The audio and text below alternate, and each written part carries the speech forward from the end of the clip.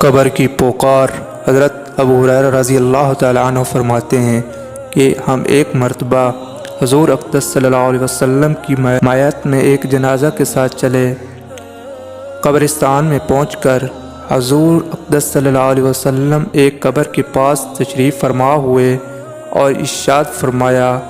کہ قبر پر کوئی دن ایسا نہیں گزرتا جس میں وہ نہایت فصیح اور صاف آواز کے ساتھ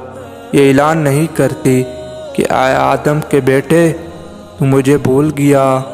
میں تنہائی کا گھر ہوں، اجنبیت کا گھر ہوں، میں وحشت کا گھر ہوں، میں کیڑوں کا گھر ہوں، میں نہایت تنگی کا گھر ہوں، مگر اس شخص کے لیے جس پر اللہ تعالیٰ مجھے فصیح بنا دے۔ اس کے بعد حضور صلی اللہ علیہ وسلم نے فرمایا کہ قبر جنت کے باغوں میں سے ایک باغ ہے یا دوزخ کے گڑھوں میں سے ایک گڑھا۔